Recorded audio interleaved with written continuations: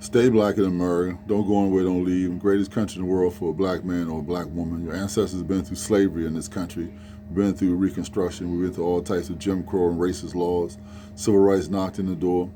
We rise. Greatest country in the world. Greatest Christian country in the world. Help everybody. Everybody from that diaspora is trying to come to America. So don't let anybody tell you you're supposed to leave. My thing being black in America, I would prefer that all black Americans try to become self-employed, solving a problem. But if you don't have the ability to become self-employed, I got some advice for you if you're just trying to find a job, get hired by somebody else. I got certain quotes and stuff that I thought it made pretty good sense to me. It said, a job is anywhere there is a problem. So normally whenever you solve a problem, you make money. So a job is anywhere where there's a problem there. If somebody, what was your boss? You ask the boss, what do you need to improve yourself? What concerns do you have about you at work? How can you build up a greater credibility with him, right? It says, everywhere there's a problem, there's a job. Everywhere there's a job, there's favor. And everywhere there's favor, there's money. I am not amazed at people without jobs. I'm amazed at people who keep their jobs. So people who keep their jobs usually passionate. They're usually the ones always arriving at work on time, never late, no excuses. Sometimes you got an excuse, but you can't use it. You got to work whether you're hurting, whether you're sick, whether you're not feeling well. Because you the guys always get called back more so than the ones who take off everything. Even though things take off work could actually be kind of serious. An instruction is an opportunity to distinguish yourself from those around you.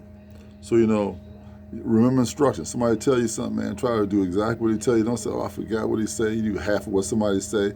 Tell you to do 3 things. You do one of those things. You got to go back and ask again what you had done. Man, if you can't remember something, jot it down, man. So that's one less thing that an employer has to worry about you. Say, that guy, I tell him something, he gets it done. So make sure you get it done.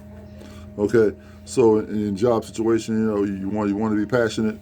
You don't want to be lazy. You don't want to bring any stress upon the owner or your boss or anything bad like that. You want to be the kind of person they can depend on. Again, I say dependability, man, is one of the crucial things about it, right? The deadliest advice that an employer can get is from somebody he's replacing. So employers, once you leave that employer, he doesn't really want to talk to you, man, because if you left on bad terms or whatever terms you left on, he doesn't want any information from you. He don't want anybody that you will refer to him. But if you were an excellent employee, man, you were really good, you could refer your family members, you could refer your friends, you could refer a lot of people. Man.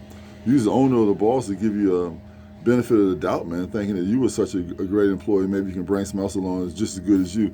So it's always wonderful to set a really good example when you're an employee for somebody, man. You're on time. You're always working, you're always dependable, you're always there. And like I'm telling you, there's going to be times when you're not going to feel like going to work. Before I became self-employed way back in 1985, man, a lot of times I didn't want to go to work. But I pushed my way there anyway because I understood these things that I'm telling you now, I understood them then. People want somebody dependable. It's always going to be a problem. You be the one that solves that problem. So you always be prepared. You always get your sleep. You sleep at night. You always have your right equipment with you, or you have your right uniform with you, or you have your right shoes or gloves or whatever.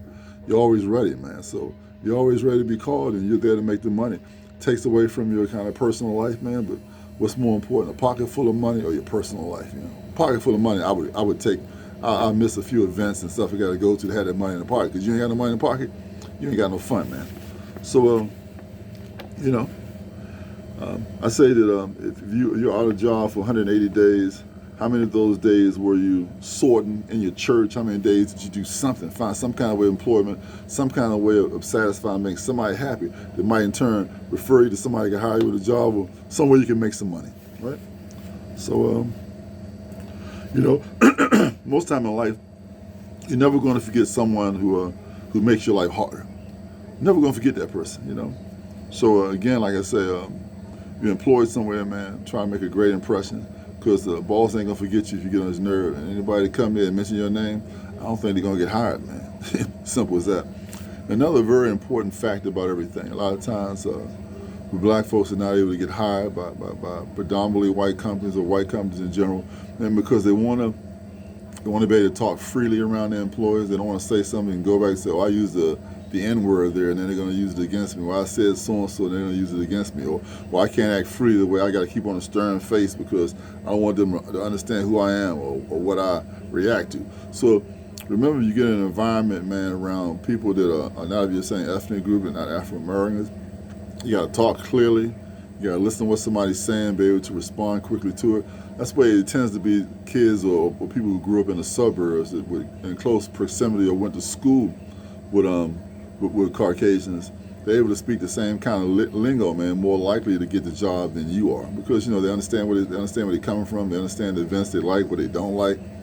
The jargon is pretty much the same. The talking is pretty much the same. So all those things focus on, man, because I desire for you to be self-employed. Self-employed, man, you write your own history, you write your own destiny. When you're employed by somebody else, like you said, you're the last person hired, and the first person fired. So, stay black in America, trust in your Lord and Savior Jesus Christ, and keep up the good work. Till next time.